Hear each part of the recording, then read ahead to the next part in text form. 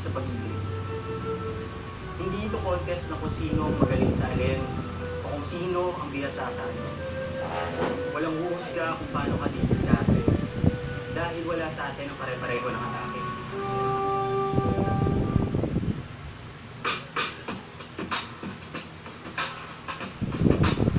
Ganda niya.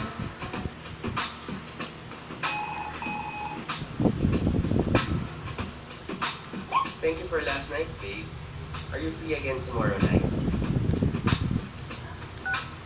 Who are you and what the hell are you talking about?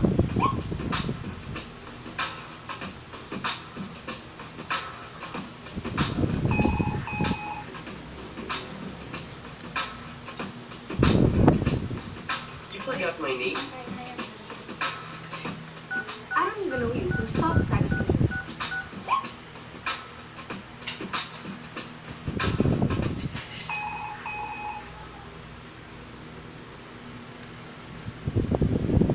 I'm just kidding.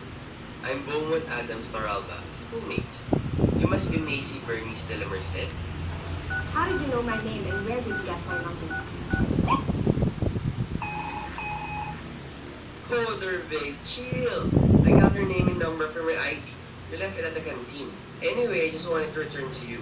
Can we meet tomorrow lunchtime?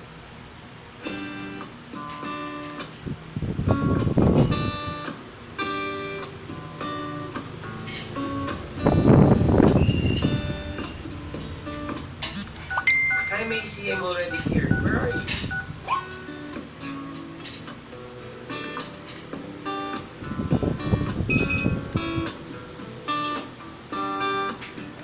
I'm on my way. 30 ka last day.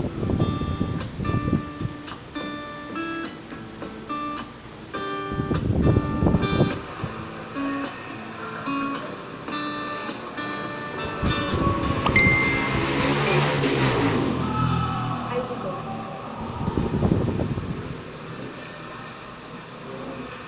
So, pwede ba akong umupo dito?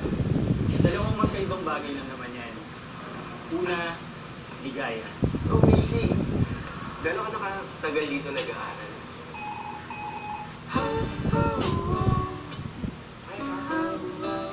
Sama ako ulit mag-lunch with friends mo. Lagi kang nakikita, yung Yung hindi tipong daig mo pa may balisaw-saw sa kilig. mabait ka, wala nang hahanapin pa. Pero ako'y nahihiya, good boy, pero bakit talaga ang naming pumipila? Kung kaya ay may pag-asa pa. Kung lalapit ka lang sana, huwag ka sanang mahihiya. Hinihintay kita, hinihintay kita. Nagsimula sa text, I wonder kung anong next. Sana'y magkita na, pagkasama ka, magtapat ng nadarama. Huwag nang pigilan pa ang iyong nadarama. Ako'y naghihintay.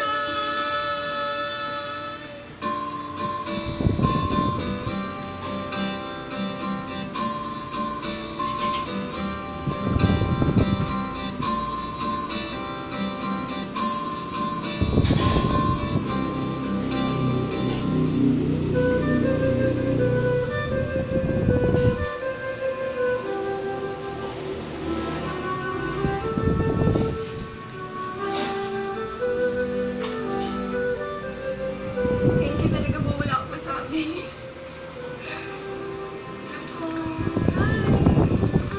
So, Mace, will you be my girlfriend?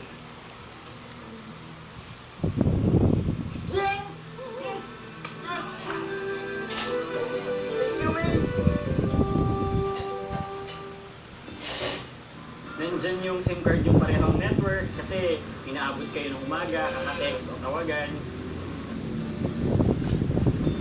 Yung mga holding hands while walking, 14044, take care cause I care, just always pray at night, pati yung ikaw lang, sapat na.